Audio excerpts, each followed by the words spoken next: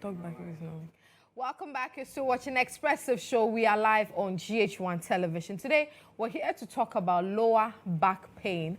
And it can be very, very, very tough when you're going through, something like this, because it can even disrupt you from your daily activities. Imagine you having this excruciating pain at your back and there's absolutely nothing you can do about it. I didn't know that there was a condition like that, but today I know. So there's a condition called lower back pain, and that's what we're talking about today. And I have a physiotherapist in the police service, ASP Da Silva Nana Etiba. Welcome to the show. It's good to have you here, and you don't look like a police officer, but yes, sir, welcome. Thank you so much. Thank you.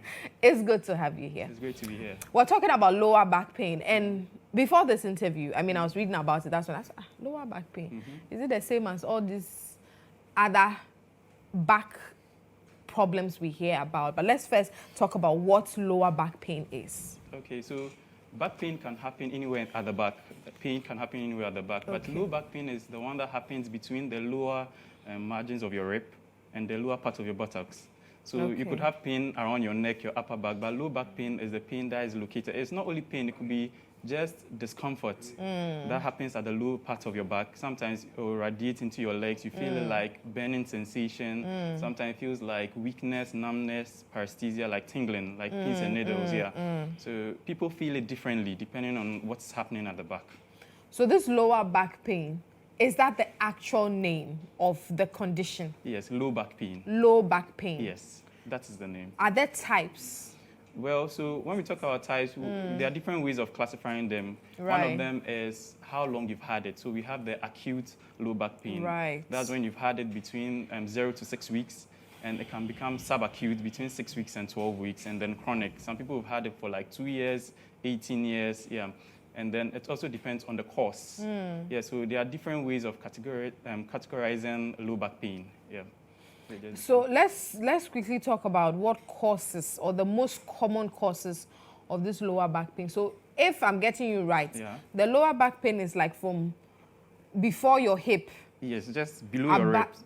Below your ribs. All the way to your buttocks. Yes. The under it or on top of it, under or middle? It. Under it. Yes. Okay, so the whole area. Okay. Yeah. So what's the common causes of this low back pain?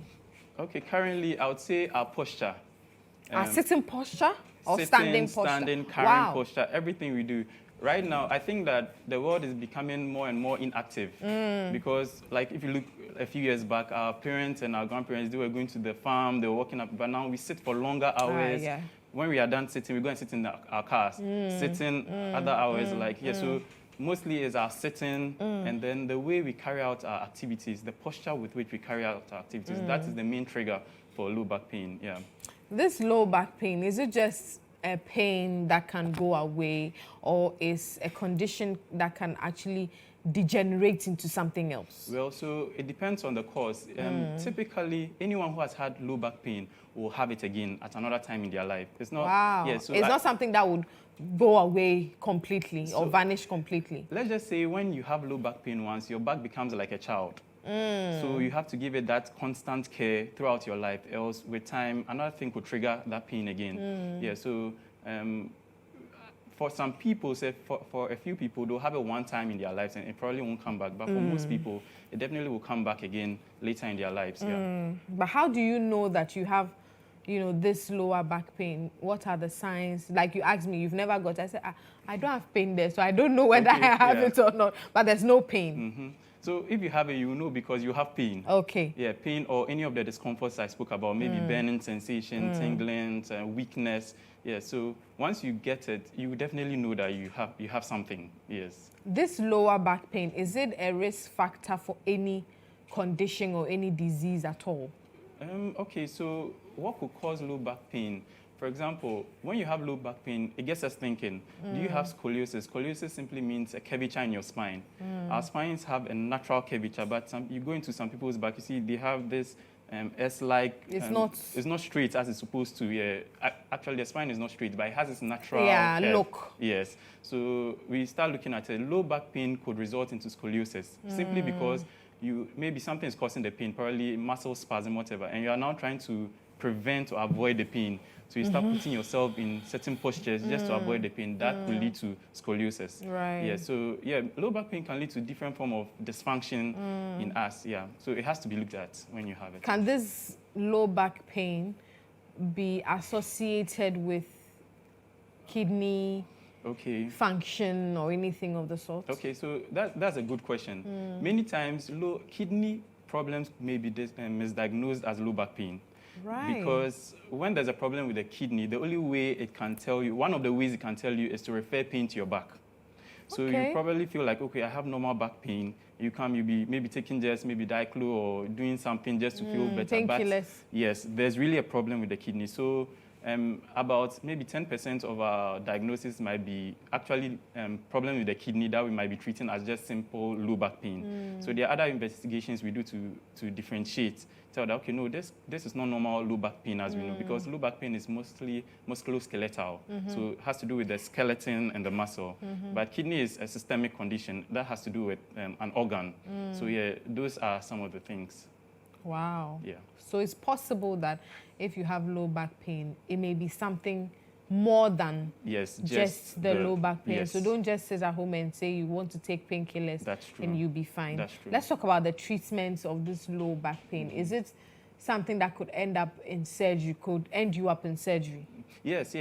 Severe causes of low back pain might need surgical intervention. For example, if you have stenosis, where there's a narrowing of the canal, the spinal canal, if the scoliosis is just too much, that simple therapy could not correct.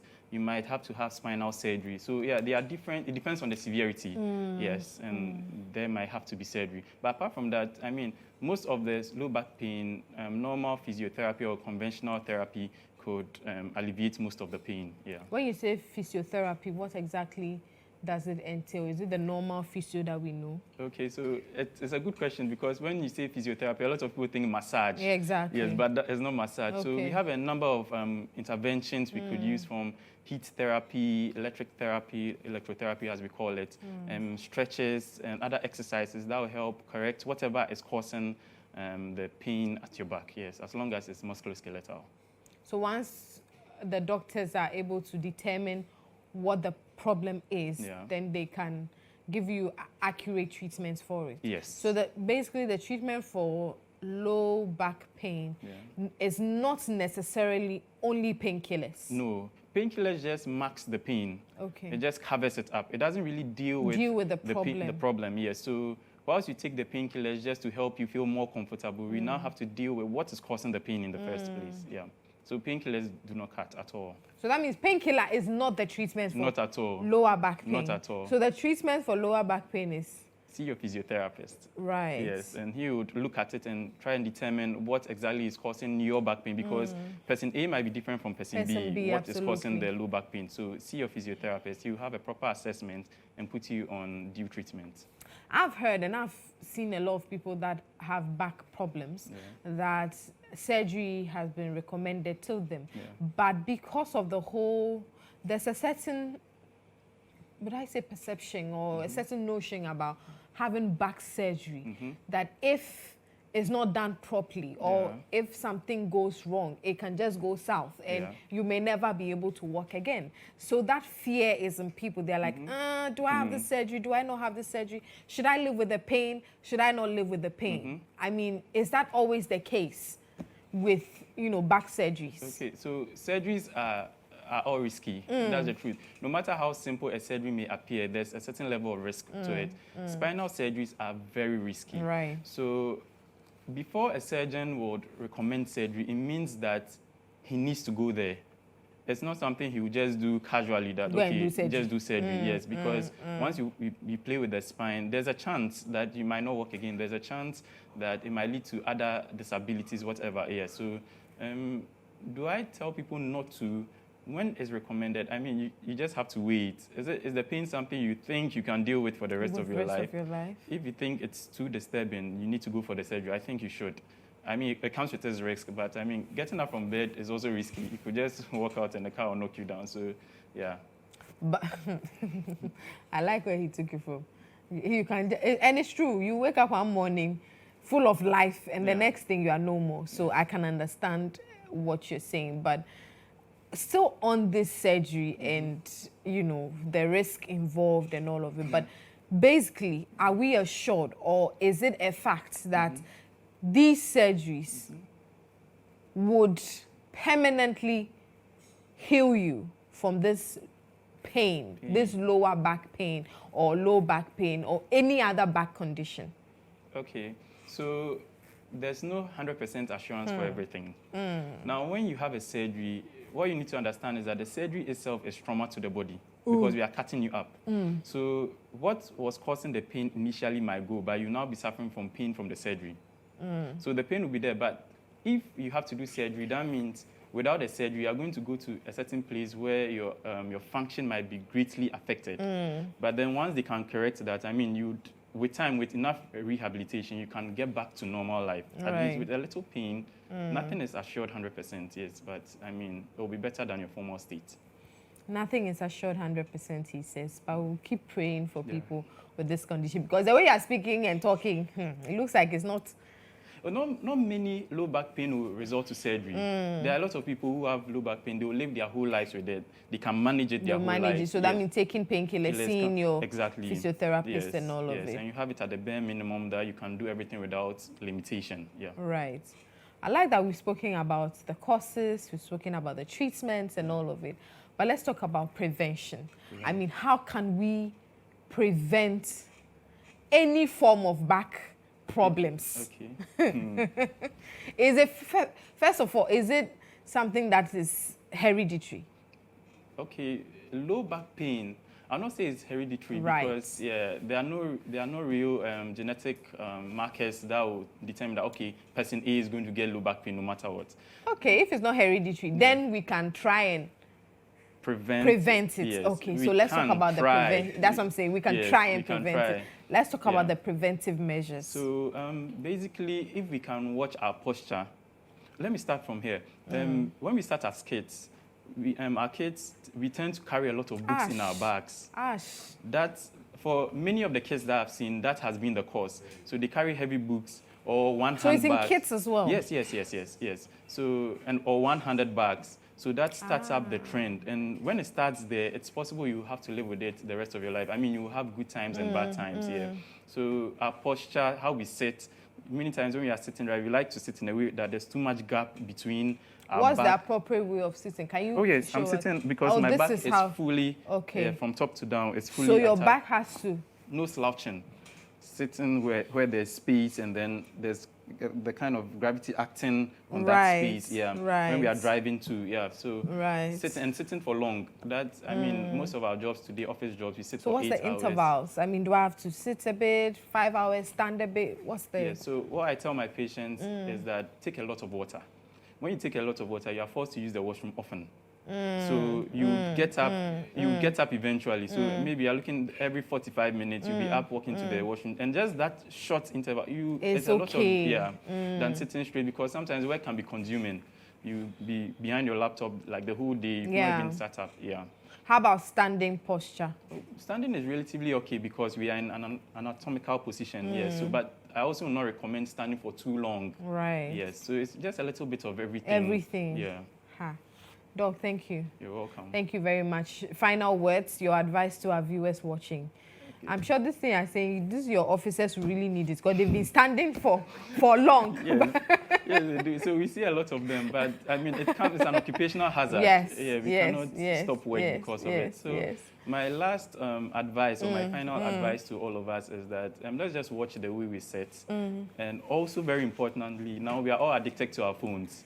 So that's another problem. That in the next 15, 20 minutes, I'm sure we'll be seeing more cases of neck and upper back because we are all now addicted. We are all looking down. So let's just watch our backs. Because once you have it, there's a possibility that it keeps coming back again.